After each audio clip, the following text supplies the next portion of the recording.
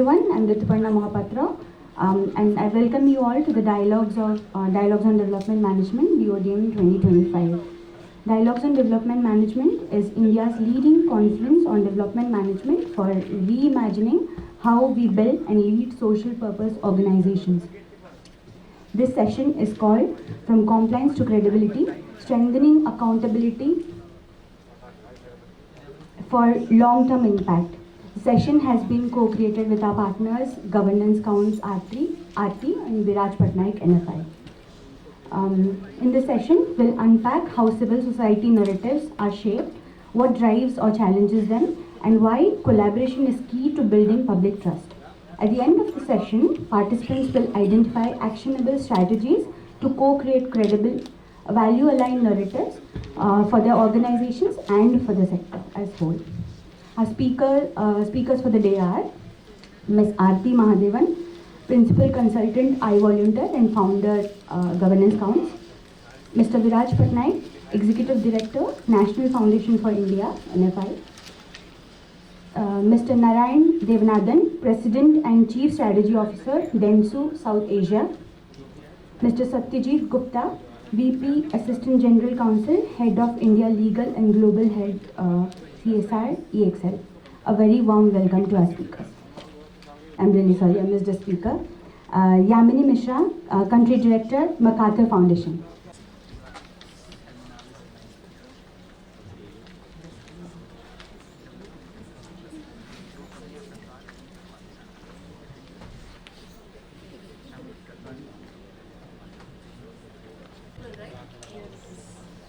Never works for me. Thank you all.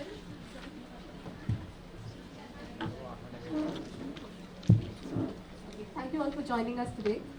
I've been tasked with setting the context and I've been strictly told only 10 minutes. I think I'll take a far lesser time because we have a very interesting and hopefully a provocative panel and hopefully an equally provocative audience. But I just wanted to start out by asking you what this term credibility means, and I don't mean the English meaning of it, but for you in this sector, if just one or two of you could just shout out what it means to you.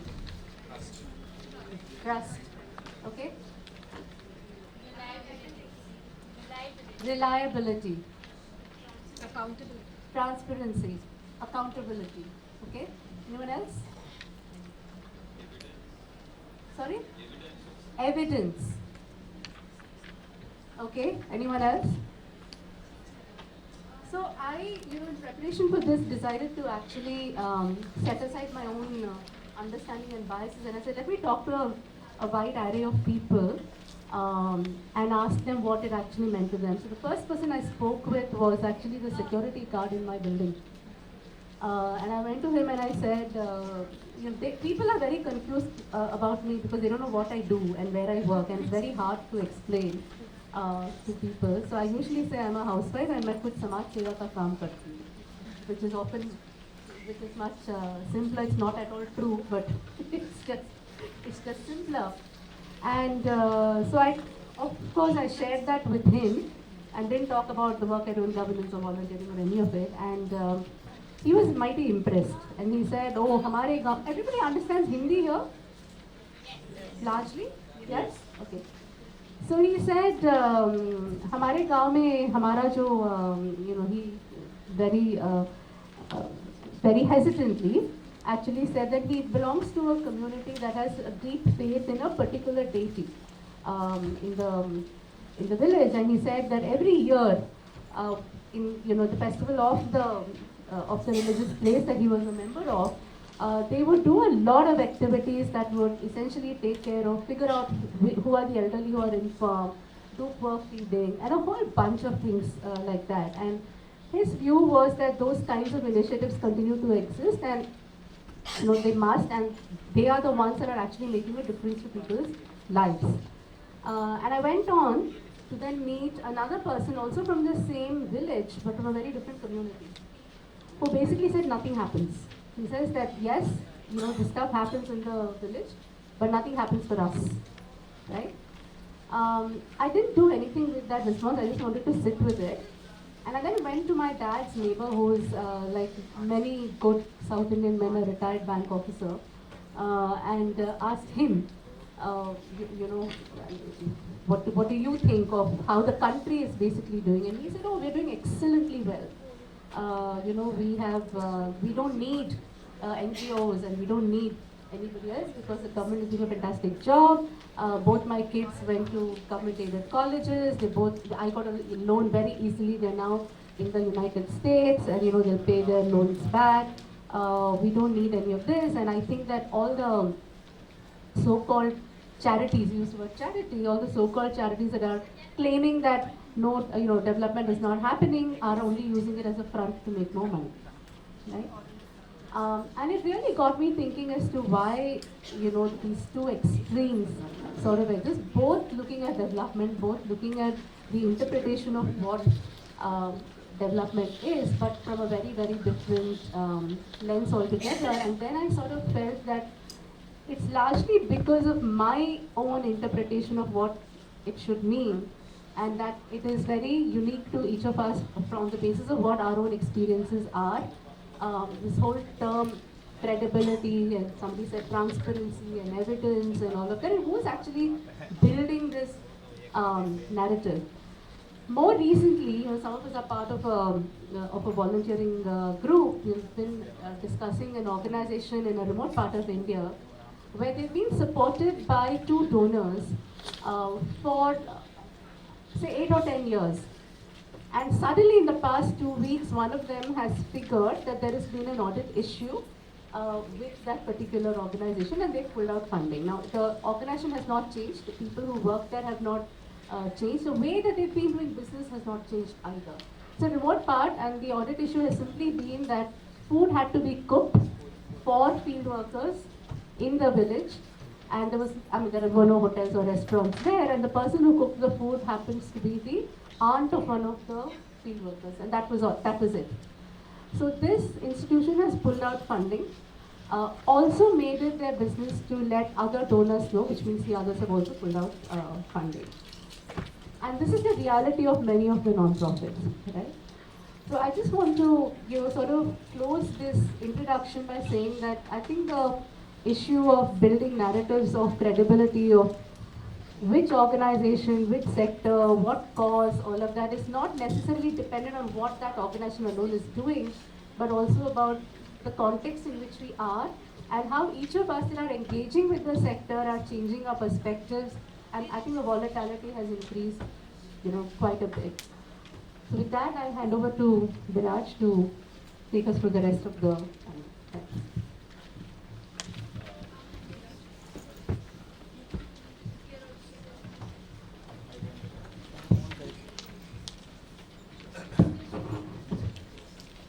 Why somebody asked me to switch on the mic. So I just want to pick up from where you left, Aarti, and I think that there's always been a narrative about non-governmental organizations, some positive, some negative, and there's always the issues of how we can, as a sector, become more credible in the eyes of not just the people we serve, the communities we work with, but also with governments, with other stakeholders, with private sector, and so on. But there is also larger societal forces, most importantly the state, for instance, which sets the narrative for the sector. And we're increasingly seeing that, where there is a particular narrative about the sector that is being set. There are also issues of what is the narrative that we want to set for ourselves, and how far are we successful in either countering the mainstream narrative that is set by state or non-state actors, or how do we create a narrative which actually actively shares our side of the story. In the plenary, people spoke about regulation, people spoke about the constraints, not as much perhaps as they should, not as openly as they should. But I think we need to bear that the larger picture is not so much about credibility, it's not so much about compliance, because we are a very highly regulated sector. We are a sector that's perhaps over-regulated and under-governed, if I may say that. So I want to spark off the conversation without getting into more because we have 100 years of experience sitting on the panel that we must ask questions of. Narayan, I'll start with you. Yeah, just to put you on the spot a bit. You come from a different world in a sense. You come from the creative side of things. You come from advertising. But you also worked in the development sector. You also worked on social issues. You've given time and continue to give time to a number of projects. What do you think are the principal challenges in the narrative that you see today with civil society organizations at a broader level and more granularly, with relation to your work? And how do you think one can craft a better narrative? 3 minutes? Okay. So, thank you, Biraj, and good morning, everyone. I have a bad cold, so hopefully you can all hear me with the mic also. There's an old African proverb, I'm probably going to mangle the translation also, that I think most of us will be familiar with it. It says, until the lion learns to tell its tale, the tale will always be told from the perspective of the hunter. What you started off by saying, right, that the narrative is set by state or non-state actors, and Aarti alluded to that as well. It tackles the question of who's setting the narrative. Perhaps the other thing to look at is who are we setting the narrative for? And maybe it's not even for ourselves. Who are the key stakeholders? And yeah, we have to count the state and other non-state actors who may not be stakeholders, but still feel that they are say in how we are seen, how we are spoken about. But if we are eventually moving towards the ultimate goal of making ourselves redundant, the ideal state is that the development sector doesn't have a cause to exist. But as the founding fathers of the U.S. Constitution once said, the starting principle of writing the Constitution is people can't be trusted, especially with power. And so the reason for us to exist will always continue to exist because that's how human beings work. But perhaps the thing to focus on is not so much worry about who sets the narrative, but who sets the narrative for. And when we do that and we are able to relentlessly focus on that, then it's a bit like wearing side blinders. Not to say that we ignore the noise and the context around us, but perhaps then people like your father's friend, well, we won't willfully ignore that person, but that's noise, and maybe we don't need to pay attention to that. The second thing is it's a little bit like what makes India India. There is no single unidimensional amorphous thing called India, and it's made of 1.5 billion little pieces, right? I think the narrative also is not going to be created by some singular magic bullet, but a whole bunch of things coming together. The complexity, especially for people like us sitting in this room and all around us in the sector, is that we have to build the narrative for our own individual institution and work and community, but at the same time see how it all adds up to the patchwork quilt that is the narrative of the sector itself. That's where the immense complexity lies. Do we function, as you said, as a singular patchwork quilt? We are not there yet. Maybe that's one way to look at it. Thanks, Narayan. That's some provocation for follow-up questions. But before I do that, I'll go to Yamini. Yamini, you've been on both sides of the table.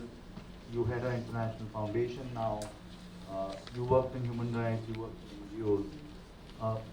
One of the problems that we've often discussed is the problem of how donors shape and drive the agenda.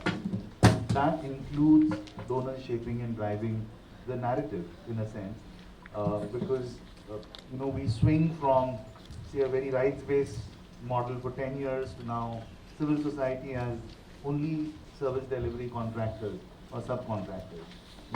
So, what would you have to speak to that? How do we prevent donors from setting the agenda in a way that they do, which often runs contrary to the interests of not just NGOs but the communities we work with and represent. Thanks, Biraj. That's a very important question. But before we come to the donor part, I also had some points to share on the narrative conversation, which I think is very important. And I also started thinking that why are we asking questions of compliance and credibility as such a centerpiece? Is that really the stumbling block? Is that really the missing link in our sector? Or are we succumbing or going knees down on a larger narrative, which all of you have alluded to, which sees us possibly as, at one extreme as incompetent and at the other extreme as anti-nationals, foreign hand, call it whatever you may. And it's all the time interspersed with conversations around fraud, negligence, lack of accountability, etc. So my larger question is that really the larger narrative we want to pitch our work to? I'm not saying that compliance and credibility are not important. Of course, these are very important. But for me, compliance is about basic hygiene. It's like, how good a driver I am can't be decided by whether I stop on the red light or not. Stopping on the red light is the basic minimum, right? What do I do beyond that is what makes my compliance and is what makes my credibility. And I really think credibility, as a donor as well, I think credibility comes from the relevance of our mission, how sincerely we are trying to get to the mission without being distracted by donor-dropped projects, and how effective we are in delivering the change that we want to deliver. So I think that really is what gives us credibility, and not so much our compliance and our conformity to compliance. On the narrative change as well, I wanted to say something. I've been reading a bit about narrative change because it does distress me how the dominant narrative has become so anti-NGO. And it talks about the various stages from a narrative equilibrium, how we need to move to narrative disruption, a narrative contention, and I think for this group at least, that is what we need to do. We need to contend the narrative. In terms of audience, there was this very fascinating conversation about 5 kinds of audience that is needed for narrative change. One is the choir, which is your members. The second is the base, which is your supporters. Then there are the unreachable, then there are the opposition, and then there are people who you will never be able to convert in any case. So for me, this group is the choir. So it disturbs me a little bit when we fall prey to the dominant narrative and start talking about compliance as if that is the missing block.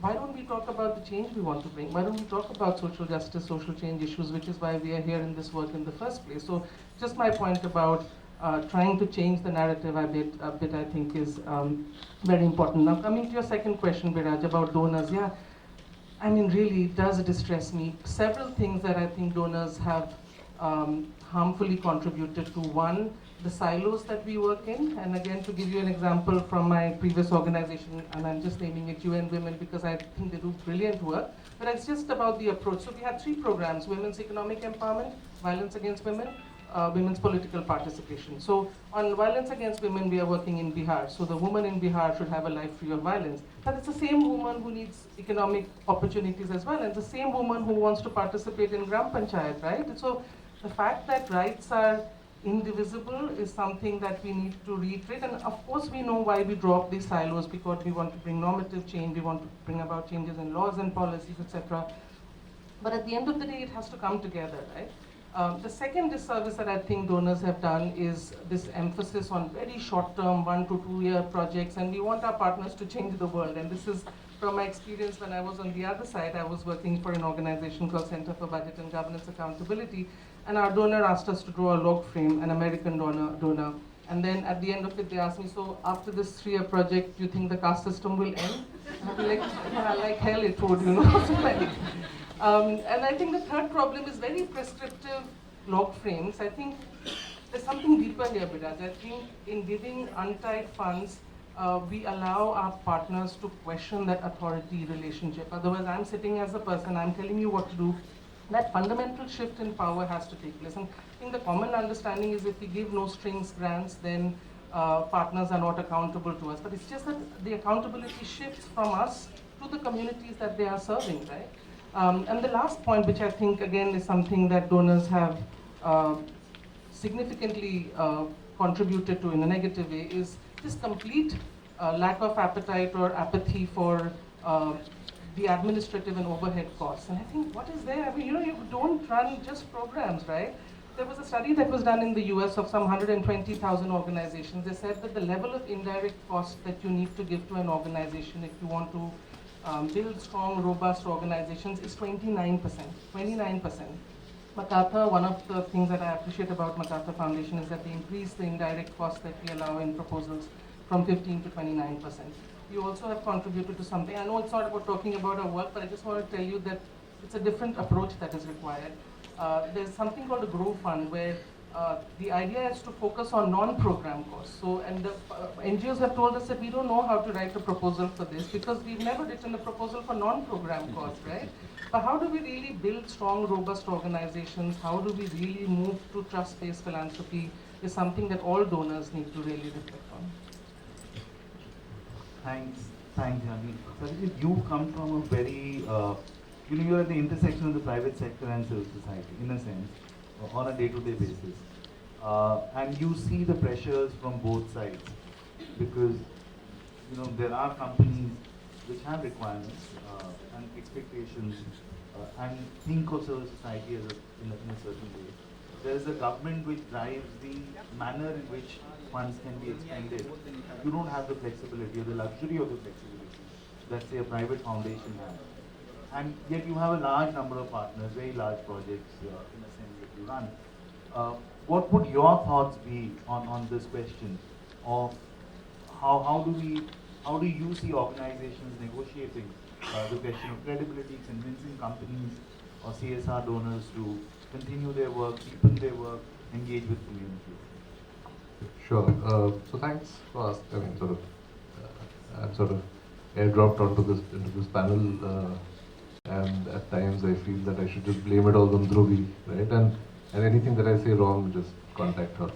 But I think, and I think the added complication or context is that I'm an attorney and a lawyer, and the reason I took over the CSR program in my company in 2021, in addition to my CSR head sort of leaving very sort of overnight, was the fact that 2021 was also the time when the compliance requirements got a little tighter, and then of course, obviously and I think all the points which I think we've been speaking about, the focus on the unnecessary focus, I would say, on compliance, right? And of course, I see that because I came as an attorney, and over the 3-4 years, I've seen sometimes that lens can get, it's just extremely myopic, and it's extremely, I mean, and basically it gets into the level of, you treat an NGO or you treat a, implementing agency as the law says, as more or less a service provider. So, I mean, and the funniest bit was, and it's got nothing to do with probably the panel today, but this year when I was looking at sort of designing the projects with the organizations, typically we divide the money when we give into tranches, and we give them. So my commercial or finance came at the end and said, look, the last tranche we should give on 31st March or after 31st March, after they finish the work. So I said, how do you think they will fund themselves? They said, no, but that's what we do. Somebody's building something for you, somebody's making a product for you. So I think that, and there's also that entire narrative of the fact that that NGOs are running some sort of a scam or racket in the thing. So that comes, and it's not only in the, and I feel as the sort of legal person, the lawyer in the company, I'm probably the least cynical person.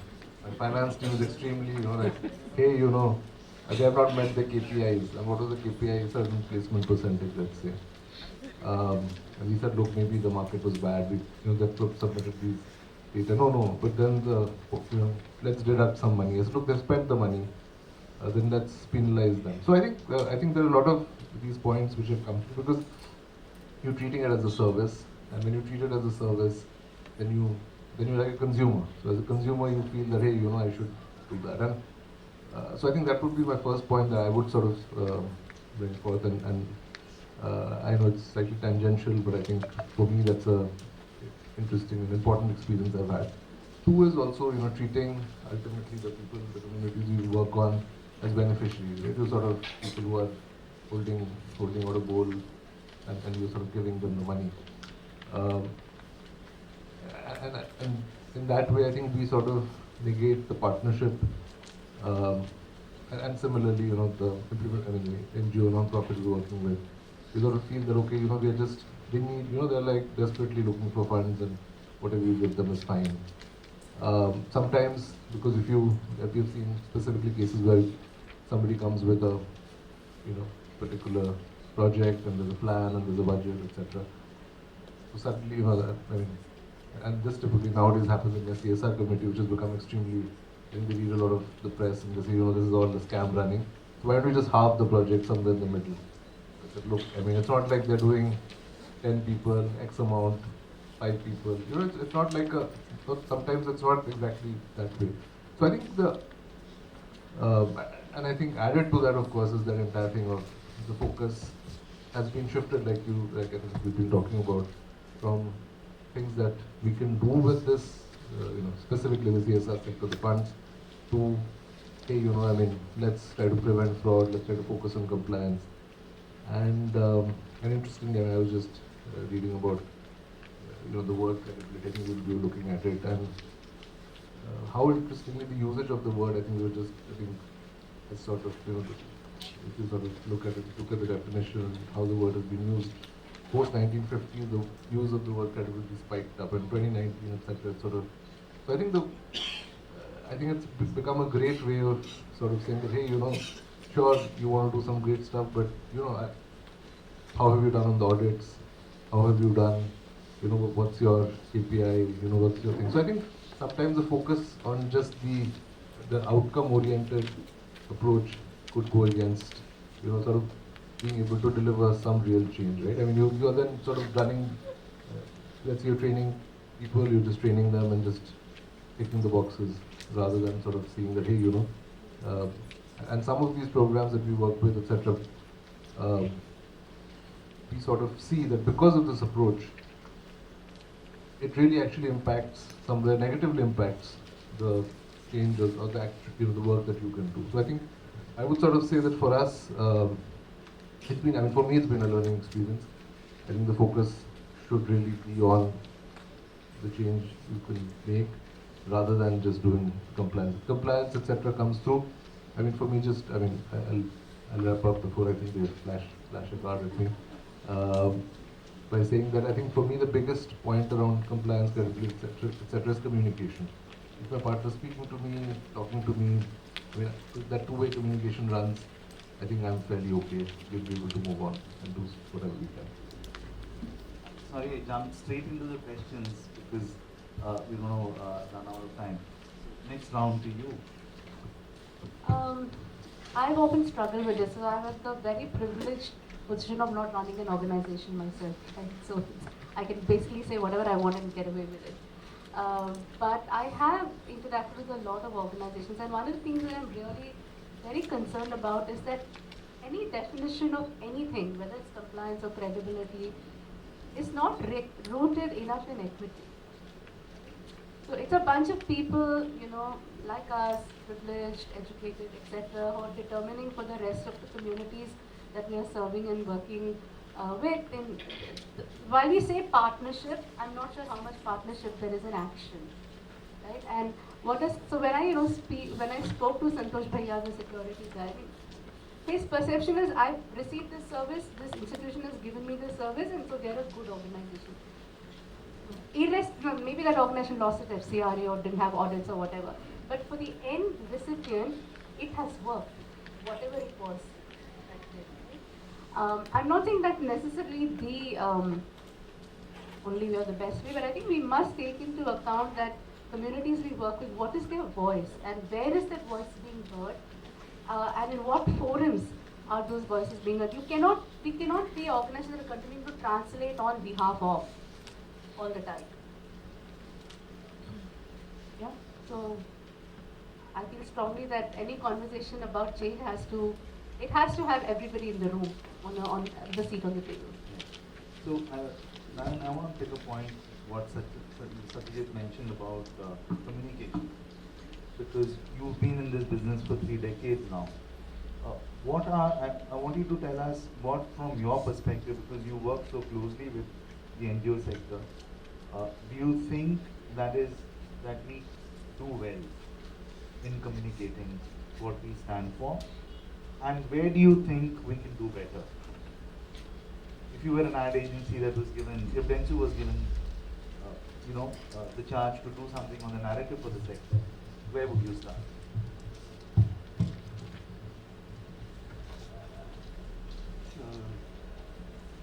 Not at the very beginning, because I don't know where the beginning of the circle is. But I want to look at it from a couple of perspectives. Okay, so I've had the good fortune of being donning 3 hats, and my colleague says with that hair, or do I even wear 1 hat? I've been in the communications business, as Biraj just said, for almost 3 decades now. I've also had the good fortune of being part of the social sector for several years now, including working directly with National Foundation for India. And I've also had the responsibility of running the CSR program in Dentsu for the last 2 years now. And so I'm able to see things from these 3 different perspectives. And from this first-hand experience, if I had to look at the answer to your question, there are different starting points, but I'm going to go back to that patchwork quilt analogy that I mentioned. Okay? And the fact of the matter is that you cannot have a single bedsheet or comforter that will cover all of us. Okay? Because each of us has a very unique footprint, fingerprint, a unique story to tell. But if we stop at that, then we will not only be doing a disservice to the sector overall, but to ourselves as well. So every time we tell our story, our individual stories, if we can also weave in something that is common to all of us, that's one way to acknowledge that we are part of this larger patchwork quilt, but also help build that patchwork quilt. But to do that, you have to answer a singular question, but from 3 different perspectives. From the perspective of the donor, from the perspective of the community that we serve, and from the perspective of yourself, right? Of the person who's helping create that story. But let me start with the donor side of things, right? And between Satyajit, Yamini, myself over here, maybe we are representing 3 different kinds of donors, I dare say. So typically we'll either go to the corporates, or we go to the foundations, or we go to retail givers. And each of them probably will never articulate this question, but the question that we have to answer for them is, they will ask, what's in it for me? And not from a very selfish perspective, but something that is able to give them the means to justify either to themselves or to the finance chief in Satyajit's case, why this is the right thing to do. And it's difficult to answer that question very simply, right? In the case of CSR, I think the numbers that exactly you and Garimat shared earlier with us, what is it, around 30,000 crores come from CSR annually to the sector, right? But like, and Satyajit, I think your organization is glad that someone like you is in the place that you are in running the program. But for the most part, there is no career track anywhere in the country that prepares someone to head CSR programs. It's always someone stepping in because someone else stepped away. Right? It's the company secretary, it's the HR person, it's someone like me. We're not trained to run this strategically. Right? Thanks to my experience in the sector, I'm now able to advise Dentsu on what you need to do strategically that aligns with community priorities and organizational priorities and builds those two. But not everybody is trained to do that. So given the absence of that experience and that knowledge, we're probably throwing darts in the dark and hoping it will land on each other. In the case of the trust and the foundations and philanthropy, big philanthropy, again, maybe it's probably rare to have someone like Yamini who is objective, experienced, and is able to dispassionately say, no strings attached, funding is the best way to go. But there's lots of us who are like, how does this actually move my own agenda forward, right, or my HQ's agenda forward. And retail givers, I mean, I was just looking at, I'm in metro, people watching, and I was coming in the metro over here, I was looking at just the people around me. And nobody was thinking about any of the things that we're talking about over here. Primarily not because they don't want to, but because life comes in the way. And so we have to help them overcome that inertia, if you will, and show them what's in it for them. Right?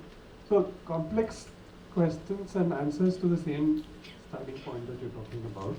But perhaps if I to connect my first point and this last point, start with the question, what's in it for me, but from the point of view of these different stakeholders, and remember that you are part of the patchwork quilt and try to build this together. Satyajit, I want to follow up with, not put you in the spot, but ask you to give us an example, right, on what you just spoke and what Narayan spoke about, which is an example of where you think somebody demonstrated credibility that touched you, that impressed you, which went beyond numbers, compliance requirements, glossy reports, but something that touched you and said, oh wow, this is great. Would there be some examples from your work that you can share with us? So, I think, I don't know whether I'm audible, but that's okay. If I'm not audible, then even better. I can hear you. So I would say a couple of examples come to mind. That, one was, I think, over the last few years, we've also worked with some organizations which have had trouble with their CRA, etc. Now, some have been very open. Like the other day, the renewal didn't come through. They wrote, they called up or spoke. And, I felt that was something which was, initially I didn't really attach too much of significance. I said, okay. And maybe as a lawyer, I was like, hey, I need to inform my board. I mean, not that we are giving foreign contributions, etc. But it was more like, for many people in this entire compliance-driven agenda, it's like, hey, if CR is not there, that means there's a problem with it, right? So, but then it happened to a couple of people, 2 or 3 such organizations, and some of them didn't bring it up. And later when we spoke to them, they said, the same thing, that the reaction, they went to a couple of donors, they got a slightly negative reaction, so they said, let's hold on. Whenever we have a regular connect, so whenever or once we figure out how things are going, we'll let you know. So, I mean, that's one example for me that, just speak to, I think somewhere it also probably comes from the way the donor speaks to you. So I think sometimes it's that unequal relationship, power thing. And for me, the biggest thing was that, when I came in, I think for the first year, I had to check myself from doing this, because, as opposed to the way I would speak to maybe, somebody who's a service provider, quote unquote, just speaking to them in a, trying to normalize the relationship was important for me. But still, I did see this happening. So for me, that would be, I think, one example that comes to mind immediately. And similarly, so when I did look back at these 2 organizations, let's say A and B, and one immediately let me know and the other tweeted it out, and it came across in a different manner. I did see then, that when I look back with those organizations, with the communicative organizations, as we call it, who are open, etc. I've been, far more, I wouldn't say in terms of maybe achieving the objects, but I think the programs have been far more successful.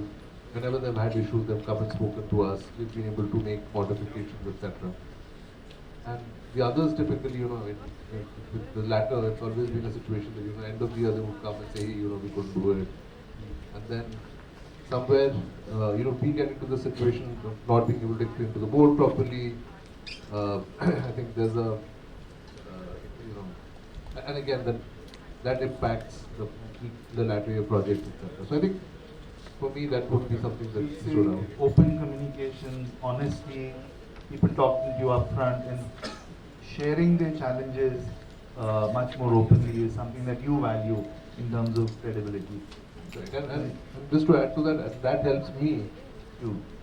Because, when I go and, sort of obviously have to speak to my board, my finance committee, CSR committee, it always, it's, I know what to say, Otherwise, end of the year, I go, present sorry figure, right? They're not going to go back to the non-profits. They're going to say, this guy is not doing his job and, he's not doing that sort of helicopter parenting that is being expected. Yamini, can you reflect a bit more on, what does values-based credibility look like to you? Because, as you very rightly said, we're just so caught up with compliance-based credibility that we often don't think on the fundamental reason on why are we here. Why did we join this sector? Why did we choose this path? And what set of values and how do you drive those values, drive the credibility narrative? Again, a very thought-provoking question. It's not easy to come up with a set of values. The closest that I can think of is human rights, right? For me, that is a good value system to start with, but I think in today's world, it's become a no-go to even talk about it. But the other thing which I think is very, very important in a country like India is something that a Dalit activist taught me, which is discrimination by default, that we don't need to do anything. We can just continue to do business as usual, and there will be discrimination because those who are left behind will continue to be left behind. And I think, keeping on from where you left, I think one of the things that I have learned is designing programs on whatever, say for instance our priority area is youth, is one thing, and then when we are trying to apply that same program to a Dalit community or an Adivasi community, our usual approach is, we should make sure nobody gets left behind, nobody should fall through the cracks, so here let's make sure we are also supporting Dalit groups. But one thing that I've learned is oftentimes the structures of discrimination is such that it requires a totally different approach. The same program with the same set of indicators and activities will not address the same situation in a very, very different context. And let me give you an example. There was this group in Bihar that works, and I will not name them because I haven't taken their permission. They work with the Musahar community. So Musahar community, as you all know, like literally rat eaters and the really marginalized set of people there. So they were doing a scholarship program, and they were saying, okay, if for 2 years we have to pick 10 children from this particular community, because in this particular community in all of Bihar there was no graduate, right? So the plan was that, okay, in 2 years we're going to pick 10 children from this community, and we're going to make sure that we provide them ABC kind of support to make sure that they get to a particular point. After the 2 years, they came back to the donor to say that, no, we realize that if we leave them now, they will drop through. The girls will get married, the boys will get into whatever profession that they're meant to get, and they will not finish their graduation. So the donor was like, yeah, but then, if you're supporting 10 children, not for 2 years, but for 4 years, what about the value for money? But I think that needed to be done, because once there is a graduate from the community, you then have a ripple effect, and it inspires so many other people. So I think it's really important that if we are working with the framework of exclusion, we look beyond our log frames, we look beyond our existing ways of working to see what can be done. Even the very important point that you were mentioning, which is community priority, I was thinking, what really is a community priority? Because there is no one community. Yesterday I was speaking to somebody who works on last mile delivery issues, and the idea was that there are thousands of government schemes. How do we really make sure they reach people, right? Simple, straightforward, noble idea. There as well, he was telling me there's so much emphasis on, I will not work with that community, I will not work with Muslims, I will not work with Harijans, I will not go here. So I think there is single, and of course the fundamental question of gender, right? So there is no one community, and therefore the quilt looks even more beautiful, because if we were to become all the same quilt, then it will hardly be where it will be like one color and sheet. So but then one more point I wanted to come in on, Biraj. I think there's a lot of conversation going on around how do we present our work in a way that appeals to donors, and I really think that there is no substitute for authenticity. And I say that with full responsibility, because I know that many of us in the room believe that it's the organizations with the frills and thrills that get all the money, and maybe that's true, we all need to relook at ourselves. But there is no substitute for a grassroots organization that comes to me without knowing English, without log frames, and talks to me in an authentic way, and I think I would end up valuing that person's work so much more. And I think we just have to accept that most of our NGOs, and Biraj, you would agree with this, are such small NGOs in the country, right? 50 lakh, 60 lakh, less than a crore, right? They will not have the fancy ways of doing Facebook promotions and fancy films, etc., etc. So we as donors also need to think about how do we expand our ways of reaching out to organizations that allows us to go beyond the very urban, Delhi-centric, Bombay-centric elite with frills organizations to organizations who are doing brilliant work on the ground, who are authentic, but they don't have this kind of. One last point. The last point of inference here is the fact that therefore we also need to build that ecosystem. So yes, all for grassroots support, but then where are the support organizations? And so many of them used to be there. NCAS used to be one of them, CFAR used to be one of them. Organizations that support organizations that help us build the ecosystem. So these smaller organizations which need support in, call it fundraising, call it M&E, call it advocacy, call it policy work, call it research, they have that support. So I think it's on us as well to try and create that ecosystem approach in the funding that we do. Thanks, Yamini. Aarti, I'm going to ask you a question which I'm going to ask every panelist also to reflect on. And this I pick up from the plenary this morning. Amit Chandra spoke about, creating common goods in a sense. I forgot what the exact phrase he used because I hadn't had my morning shot of coffee. But if you were to think of a public good or a common good for the sector that can help build a narrative, it could be a communications tool, it could be a package, it could be, what would that look like to you? What are the public goods around narrative building that the sector needs that all of us can build and contribute to it? So I think the sector is extremely incestuous. Okay, I mean, I was hoping to come here and not know anybody, right? But that's not happening. So I feel that the two things that we need to do is to really expand our circles of influence. Right? We just need more people to be amplifying the work that we're doing. We can't have the same set of people patting each other on our back. So I'm a great fan of course, Biraj, you know this, you may not agree with me, but is building really stronger boards and getting newer people onto those boards. Right? That's why we run the Women on Board program and ISP, and I've done a lot of work around, trying to do a lot of work around that. And the second really is to look at more people getting involved with the intent of first learning, right? And not jump, because honestly, if it's, and I'm being simplistic here, so if it's building a communication, collateral, I think AI can do some of it, not all of it, but AI can do a large part of it, right? Well, an annual report can be really built in 15-20 minutes. You don't need an human being there. But if you want an annual report that really speaks, to Yamini's point, authentically, of what are the mistakes we made this year and not what are the wonderful things we did, then you need somebody, perhaps like a Narayan, to get involved and ask those questions which AI cannot do. So I think just getting more people and putting out whatever we are learning out there, I think there tends to be a little sense of propriety and IP and all of these things which are not, it's not very central to the way we think about things. So, Narayan, because we should speak to you. Right? Can't avoid that. What is the public good for the for civil society in India that you would think? What is it that we can create which will serve organizations and help them build their habits? Trying my best not to go off on tangents because it's something that really stuck in my head from what Yamini was saying. So I'm going to pretend like I'm making this relevant here also now. But it is in a way an answer to your question. There are two things that stuck to my head even as Aarti was also speaking. And sometimes it's best to learn from those we don't want to be. So if we look at the two other key stakeholders in our socio-economic system, the state and industry. I dare say I can reduce it to just two words, what drives them to cohesively function the way that they do. So in the case of industry, it's profit maximization.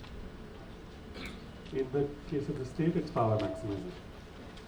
do we have two words for ourselves in this sector? So one is if we can just identify that and rally everybody around that.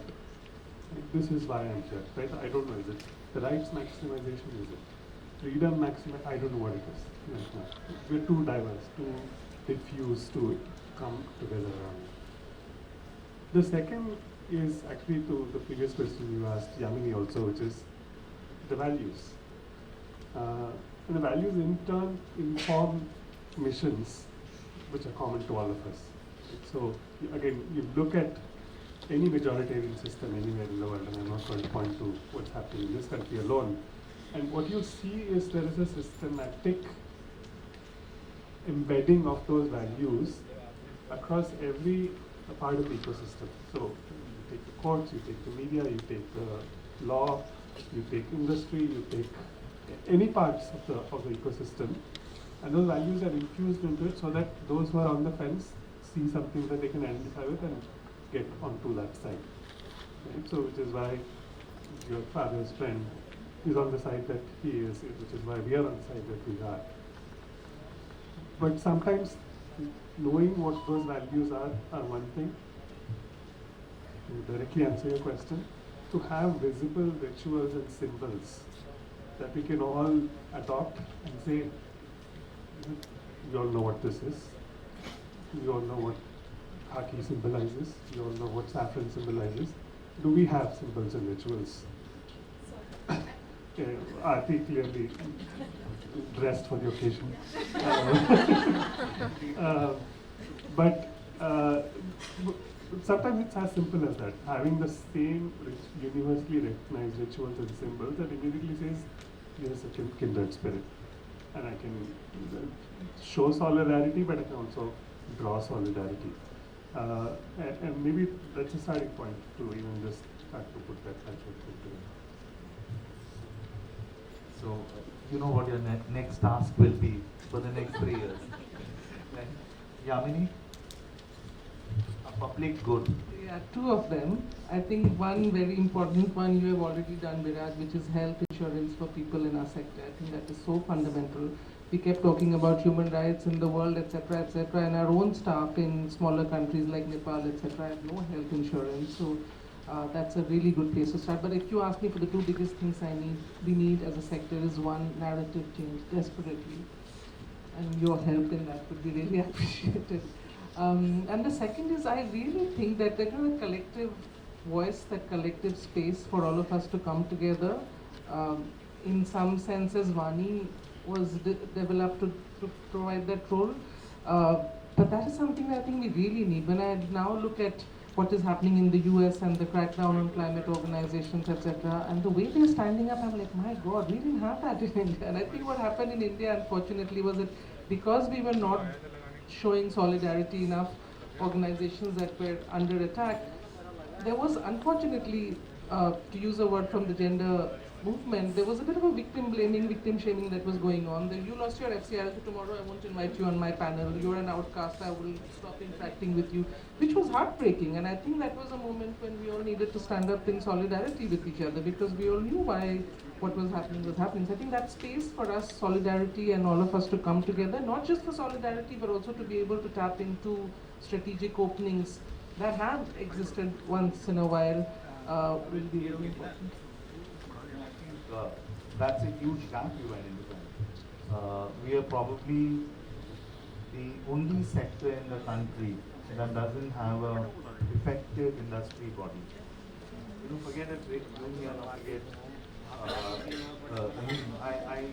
My office is very centrally located in the middle of Delhi, and you know what strikes me is that within a 5-kilometer radius of my office, you have a car manufacturer association, you have a tire manufacturer association, you have an auto component manufacturing association, the same car, and I'm sure there is a nuts and bolts manufacturing association somewhere in Ludhiana or wherever it is they are made. The same car has virtually the same product, 15, 20, 50, 100, God knows how many bodies lobbying individually and collectively for that one car sales to increase of customers and so on. But as a sector which works on hundreds of issues, other than a few thematic groups here and there, we really don't have that. So, I mean that's a very, very important. Maybe we can have a DODM just on that. But I don't want to derail the conversation. So coming back to Satyajit, on what do you think is one public good that you can help us create as a sector, not as an institution, or you think is needed for shaping the narrative? So I think we are at the 60-minute mark, so I'll just probably take a few seconds.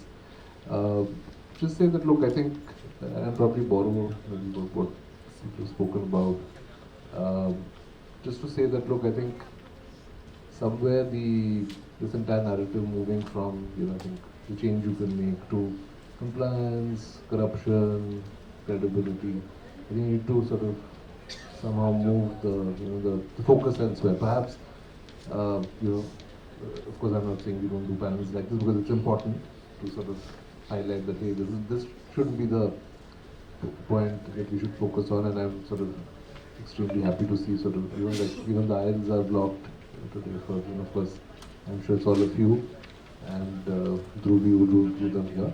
But, so I would say that I think the change in narrative and the change, and like you said, and I think there are organizations which are maybe lobbying, which are going out there, but I think maybe they're lobbying for the wrong sort of thing, and maybe a move, because I do work with some think tanks, etc., which are looking at a lot of legislative changes, but I think the focus there is trying to make this entire compliance narrative stronger and sort of try to bring in more frameworks, etc., which I think for the social change, etc., would only be damaging and negative.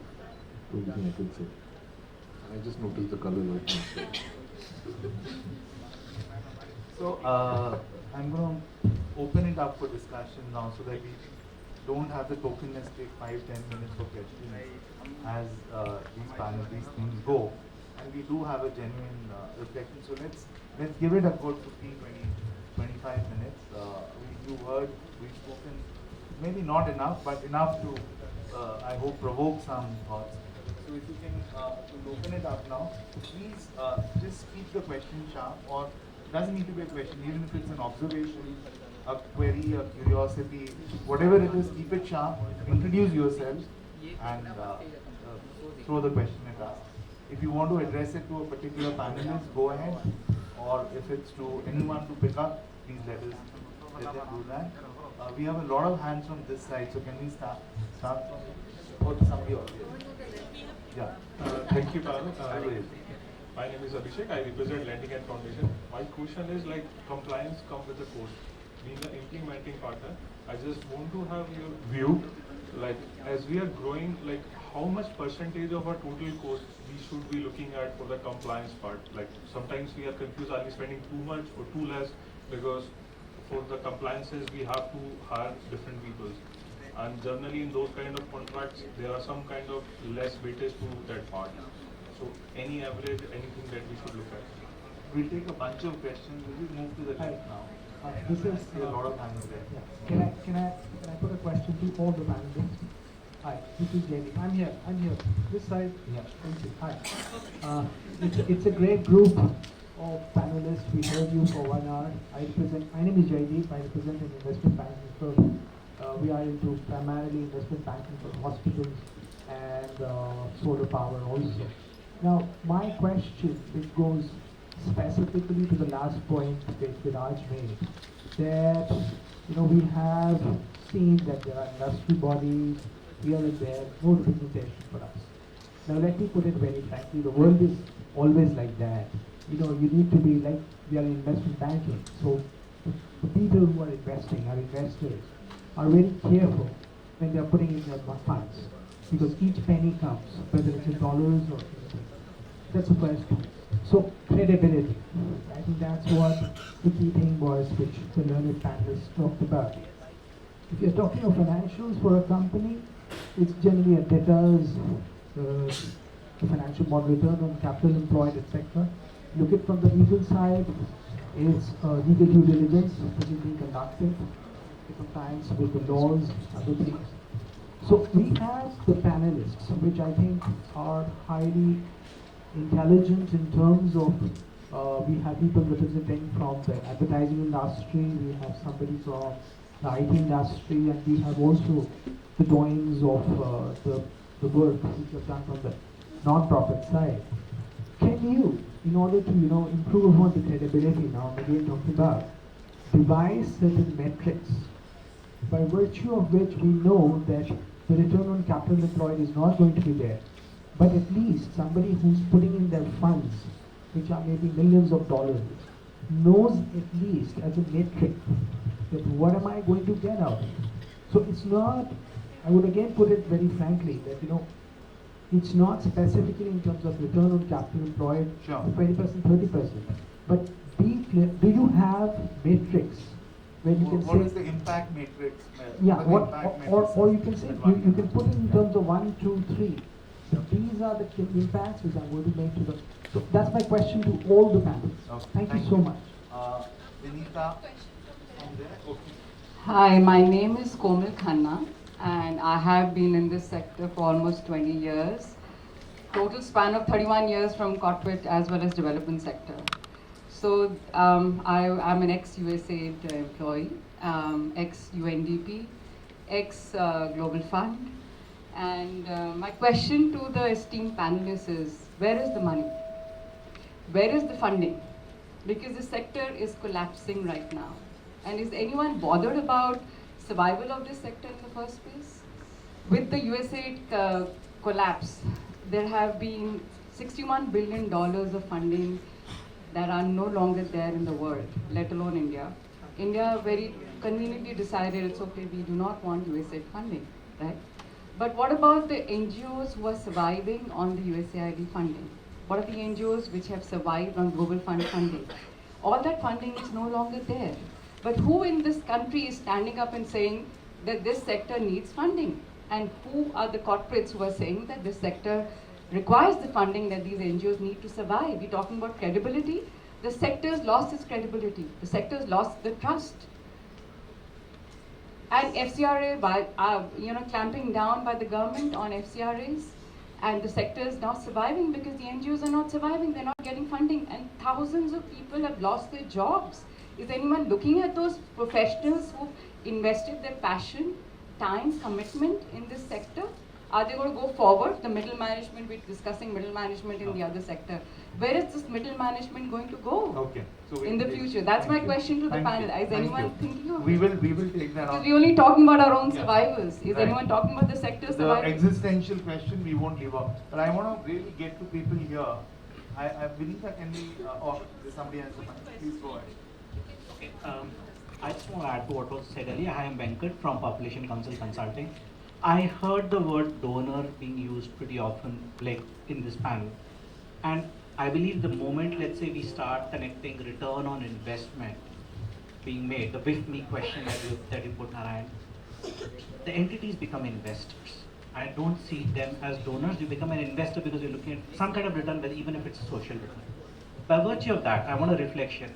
Should our definition and guardrails around credibility change as investors? Because as donors, my sense is it would be different than as an investor, because you are looking at returns coming. Your reflections, and by virtue of that, what would be more important, outcome-based credibility or compliance-based credibility? Thank you. Vinita and the person. Hi, my name is Gayatri and I represent Social Venture Partners. And referring to a point that Yamini had made earlier, we also invest in the capacity building of organizations. Like all of our funds are towards organizational development and capacity building. My question is referring to both what Aarti said and Yamini said, to overcome the trust deficit between what we call as the donor and the receiver, is the way forward co-creation. I mean, we have to look at projects which can be co-created, right? So that there is symmetry across the table and there is no imbalance of power. So that's my question. Can I go next? I just had a simple question on what you said, Narayan, about what is it that could be the common, possibly artifact, and I keep thinking of the preamble to the Constitution as that artifact. And actually, all the people in this sector are working towards upholding that. And can we look at that narrative to unite all of us and for all of us to speak from there? Because that's the maximization we seek of what the preamble talks about, the values of equality, liberty, and justice. So is that something that we could think of as a sector together? Putting it up to you. Thanks. We'll let's just answer this set of questions and do justice to it. We'll come back for another round for sure because we do have a bit of time. So, Vinita, by the way, you didn't introduce yourself. Never follow the route. She is the founder of We the People Abhiyan. Thank you. So, should we start? Aarti, do one round. Pick the question you want to respond. No, I'll pick the last one because I think it's so true and so simple that it just makes sense. It doesn't matter what you're doing and how you're doing it. If it's all sort of focused on the preamble and the constitution, I think that's the unified voice that we need to speak from. I don't know if anybody else is responding. Somebody asked about compliance costs, and I think my entire point is I think it's important for organizations in this space to also see what is reasonable and relevant compliance versus, you maybe send a whole list of things to demonstrate, which actually sort of takes up your time, takes up your money, obviously is expensive, and may not even be relevant to you. So I think sort of applying your mind and critically thinking about that is important.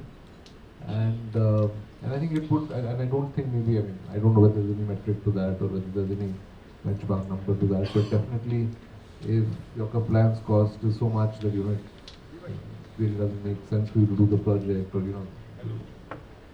look into that, or work with that particular donor, investor, whatever you would like to call it, then perhaps, that should be the choice. I know, of course, there are, maybe funding is limited, there are other issues around there, but that's what I would say. Yeah, so on the first question about what would be the right amount, really there is no magic bullet, there is no answer to that question. I have been familiar with approaches where people say 2 to 3% of the budget should go for M&E, this, and I think there's no rationale for those figures, right? As somebody who's done gender budgeting for years, I was always asked how much should the government invest on gender, should it be 30%? There is no answer, right? And I wish life was so simple that we could say that okay, 30% is what, sometimes what might be needed is more, sometimes what might be needed is less. So the answer really is depending on the need and depending on your priority, and unfortunately depending on how much your donor wants. The second question that the investment banker colleague asked, when I was taking a more critical view of compliance, I'm not saying that compliance is not needed. I'm saying, and I agree with Biraj, I was actually yesterday when I was putting my thoughts together, I started writing all the agencies, so Ministry of Home Affairs, FCRA, Income Tax, Charities Commissioner, if you're registered as a company, then Ministry of Corporate Affairs. So I totally agree that we are over-regulated as a sector, right? So it's not that it's not needed, I'm not trying to make a case not for compliance, it's just that I feel it's overdone in our sector. I've spoken to so many people. In fact, yesterday I was speaking to someone who was telling me that there was so much regulation that was required on the NGO side, although this person's mission was totally social purpose, right? He said, I decided to set up a company because it was so much easier. What does this say? This says that with the same purpose, if you want to do your work, you're better off as a company than as an NGO. So we are over-regulated, right? Where is the money? I think that's a very important question. I think obituaries have been written for our sector, that the sector as it used to be is over or will be over. And I do think it has challenged us to look at things in a little out of the box way, because the traditional sources of funding has dried up. USAID, for whatever reason, FCBO has come down, the Netherlands have come down. It's like the whole works. But I think it's for us then to look for newer ways of funding, right? One of the initiatives that we are trying to support is, in the US, the expat Indians are doing so well, yet they give much lesser compared to their US counterparts. So we're trying to see if we can get that money into some of our NGOs. So really thinking about newer solutions is important.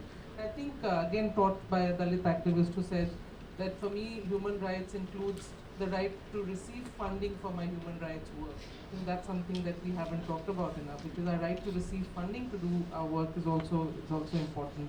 On trust deficit, yeah, I mean trust-based philanthropy, MacArthur talks a lot about it. Honestly, I agree it works both ways. I mean, I trust you, so you trust me only, then does the trust-based relationship work.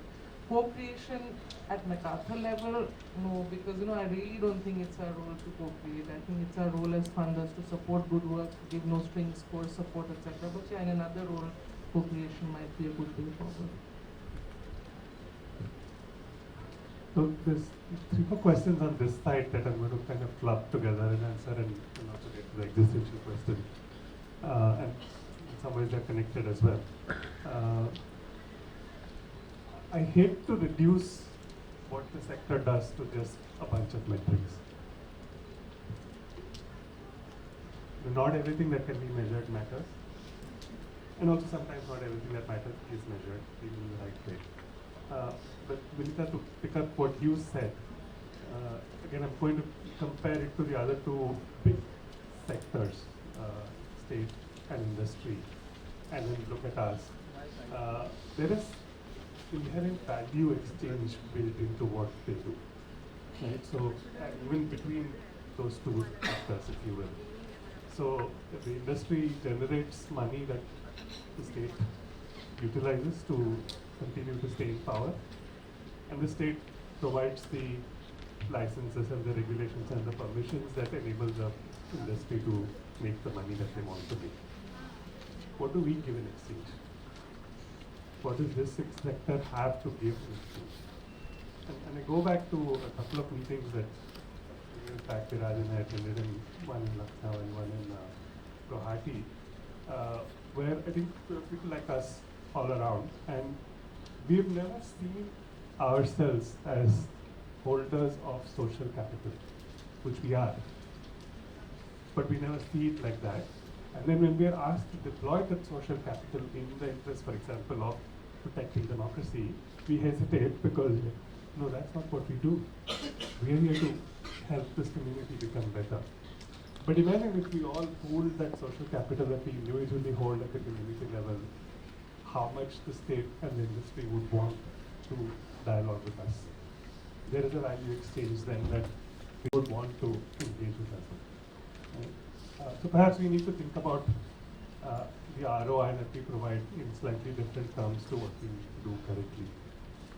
Which goes to the existential question that came from this side, and there are these 3 P's that immediately came to my mind that maybe represent the spearhead of each of these 3 actors. So the state is driven by P for power, industry is driven by P for paisa, and we are actually driven, as was exemplified by the person who asked the question, by passion. But we may make the mistake of thinking passion alone suffices. We need the other 2 as well. We just don't want to lead with either paisa or with power, but we need to wield both of those in order to do what we want to do with passion. But the thing is, it's not like industry has not faltered. It's not like some sectors have not gone extinct or evolved. Yamini put it eloquently, we need to evolve, we need to find new ways. That is the nature of things.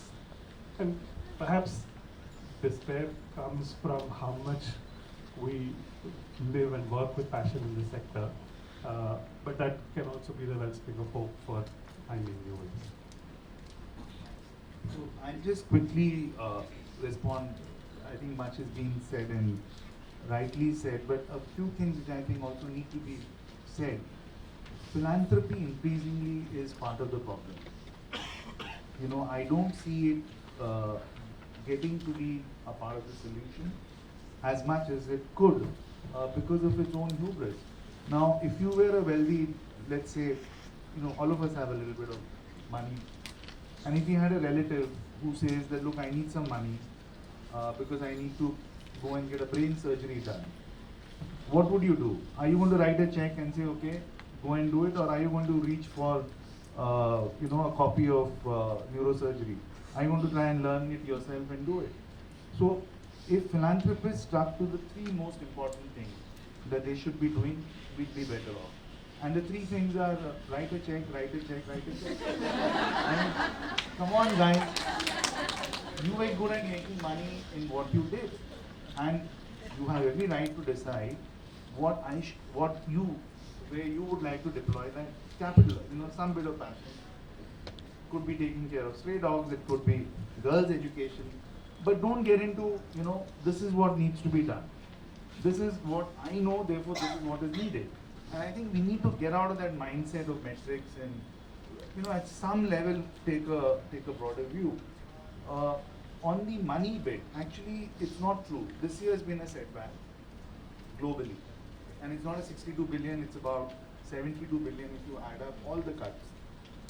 But the size of the cake is actually increasing even in India, right?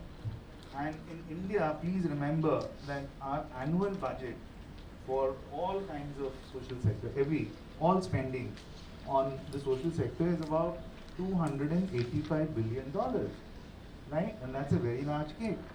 Out of that $285 billion, almost $270 billion is spent by the state, right? On health, on education, welfare. That's it. And the rest is divided up. Now, yes, a lot of global funding has shrunk. That's very true. Yes, it's a hole that just can't be filled. You can't fill a $72 billion hole. But you also have to see that, and I know it's cruel to be saying that because the impact has been, in many cases, very direct. There is some refugee camp somewhere where someone's not getting drinking water or access to medicine because the money for refugees is dried up. But a lot of this funding was not relevant to India, right? The size of the Indian cake is increasing. If you look at any survey, any report, anything on year, we are seeing a growth. The question is that where is this money? I have always worked either on very large policy measures at a very, very macro level, like the Food Security Act or other things, or I work with very small organizations. In the last few years, I've been working only with organizations who have a turnover of less than 15 lakhs. Some as small as 5 lakhs, 1 lakh, 2 lakhs, tiny, tiny organizations. And I see a lot of people today who are running 3-4 people organizations, little groups, doing small work, who don't even have the money to do their phone recharge. So the loss of jobs is not thousands, it's thousands of PLUs, who've lost jobs because of a USAID or whatever. There have been hundreds of thousands, if not millions of people who've lost their jobs, who've lost their livelihoods as an impact of many of these regulatory changes. We didn't speak up for that. We did not stand up for that. We did not confront the state. We did not unite. We did not find our voice. And as a result of which, the consequence is that in an increasing cake size, the pie of, the share that one would have expected for smaller grassroots organizations, for rights-based work, for non-service delivery work, that has shrunk. And that's the impact that we're seeing. But we had a question there. I'll take 3 more questions, to be fair. 1 second. We'll come back. Okay, because we haven't spoken to the people in the middle. We've only covered the left and right. I'll take 2 questions from the middle. Maybe if Rajesh can, can you stand up? I'm Rajesh Kapoor from Cohesion and NGO. I have 2 things. One is a quick question to Narayan. How, as civil society, as an ecosystem, we can influence media, involve media in the setting up credibility. Second is my last 43 years of experience in the sector. What I've seen is that in the, especially in the, we were not very, as civil society, we were not very inclusive. I must admit that. But now I'm seeing that right from community to board, there has been more and more of exclusion and less of diversity. We are being forced to do that. There are a lot of examples because I'm part of this thing. So, and regarding this co-creation, for the last 2 days I was with a few organizations who were earlier donors. And because of this September 2020 when sub-granting was denied, they were forced, then issue of survival came, they were forced to do direct implementation. Because earlier this... Rajesh, that's so co-creation and how do you influence the media? The lady there in the middle, please, behind you.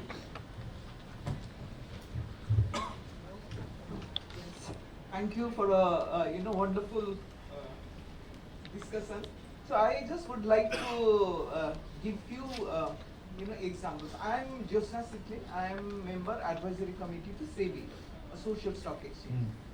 So given that what social stock exchange, the space that has been given, I just wanted to share. Basically, what we see social capital is, until and unless we are able to create social currency, we will not be able to project social capital. That is very, very important. And whatever Biraj said, yes, signing checks is possible only when you know the organization. Yeah, trust is more important. So that is one type of social capital which garners investments, funding. But to develop sector as a whole, I think it's very important now how to create social currency. Here the matter of co-creation helps a lot. When you are able to design the project in terms of, people sometimes not very, KPIs you tell, We got it. Yeah. Now given that one, even, if you can design with your funder KPIs, and at the same time, it's the person who is getting funded should be able to, tell, yes, because in this social stock exchange, what we are trying to do is that, I don't define the project. The person, the project implementer is defining what I am going to attain and how many years I am going to take, basically. So given that is important, I am just going a little more. No, but you made your point. I think we got the point because we are really, really out of time now. I want to take just one more question from the young man in the middle. That's the last one. The young man in the middle. Can you stand up? Yeah, and then we'll come back. If the organizers let us extend it by 5 minutes, we'll come back. Yeah, and then the young lady. Hello everyone. My name is Nafis Ahmed और मैं Ashok learning communities को represent करता हूँ यहाँ पे. मेरा एक सवाल है कि जब भी हमारे पास डोनर्स आते हैं, इंडिविजुअल डोनर्स आते हैं, तो प्रोजेक्ट्स के लिए पैसे देते हैं, लेकिन कुछ हमारे जैसे इंडिविजुअल्स भी वहाँ पे काम करते हैं, राइट? एंड पैशन है काम करने का, लेकिन जब हम लोग बात करते हैं उनको पे करने के लिए, तो जब फंडर्स आते हैं या डोनर्स आते हैं कि नहीं आपको ये सर्टेन अमाउंट दिया जा रहा है, आपको सिर्फ प्रोजेक्ट पे ही खर्च करने हैं, नाउ कि आप इनको सैलरीज पे नहीं दे सकते हो, या इनसे आप सैलरीज पे खर्च नहीं कर सकते, या ट्रैवल पे खर्च नहीं कर सकते, या अदर रिइंबर्समेंट में खर्च नहीं कर सकते. देन मैं जानना चाहता हूँ या क्यूरियस हूँ कि ऐसा क्यों हो रहा है हमारे इस सेक्टर में, क्यों आपको सैलरीज उसके लिए नहीं मिल रहा है? ठीक है, thank you. So, my name is Ashbira. I actually work in a global search firm, primarily hiring in the impact space in Africa and India. So I supply the talent, not the money. And I've noticed that increasingly there's invasive competition coming into this sector. So 3 years ago, I would not make fundraising director hires with a commission cut. Now I do. You bring in 1 crore rupees into the organization, you can take some home, much like the private sector. I hire for country directors, amplifying ECDE programs, and my first strategy is ki chalo, what are the other 10 other organizations doing the same work, and I just poach their country directors, and I do find it, and I see bits and pockets of work happening to solve the same problem, and there is no sharing happening. So my question for the panelists is, do you think this sector will benefit from competition over collaboration? And the second is, as donors, what is your role to breed collaboration over competition in this space? Thanks. So I'm not going to give the panel a chance or any further questions because we're already at 12:30, which was the end time for the panel. But just a few observations by way of closing remark, which hopefully will also address some of the questions. I think a common thread is really how do you move from isolation to solidarity. And that solidarity has to come from people who understand the business of the sector. the problems that you describe, or the problems that many of the problems that we confront today are because of the corporatization of a sector, which was a distinct sector. You know, we were never meant to be a company, or we were never meant to think in terms of numbers or outcomes in the way that companies do. And unfortunately, it has become very fashionable for us to adopt the language. It's called institutional isomorphic mimicry. You know, when a moth wants to appear like a snake, it will just have these large, or wants to keep away predators. It's biomimicry, you know.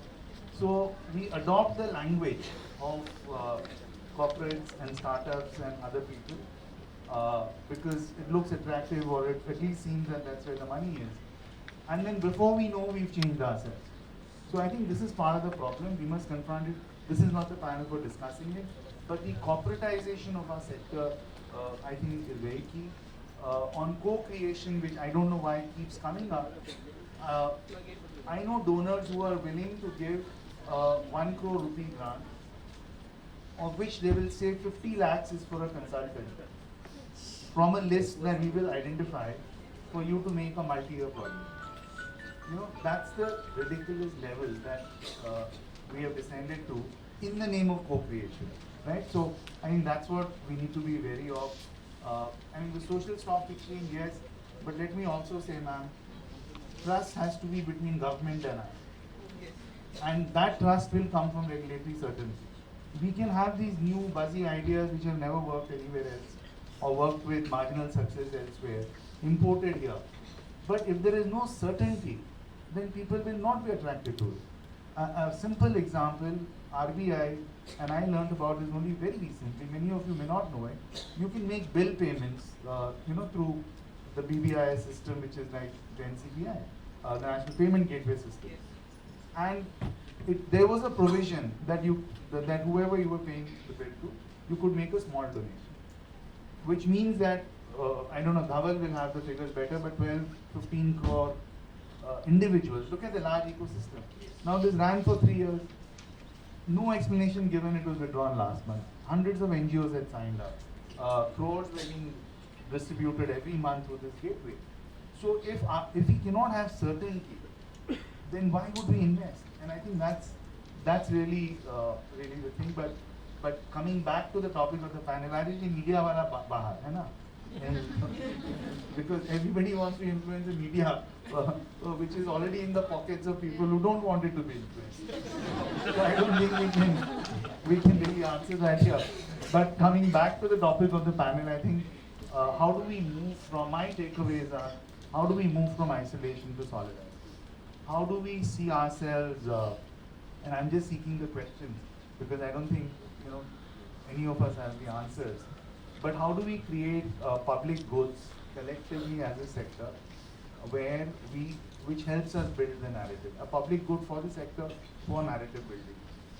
How do we mobilize ourselves better through having a voice heard through at least one effective industry body, at least one, maybe aspirationally many more, but one industry body which says, look, I speak on behalf of 600,000 NGOs or 6 million NGOs, and this is what we should be doing, lobbying, advocacy, or just creating a public good through the sector. How do we move from a very impact-based, metric-driven narrative to a more trust and value-based narrative? How do we build credibility around values? And I think these are the questions that this panel has struggled with, and I hope you will go back and struggle with as well. Thank you very much.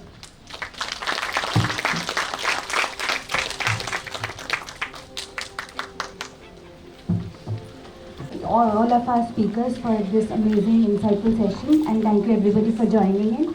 So would you please wait for a minute? Would request Ms. Garima Sharma, Content Lead, Strategy Capacity Building, ISDN, to felicitate our speakers as a token of gratitude and appreciation.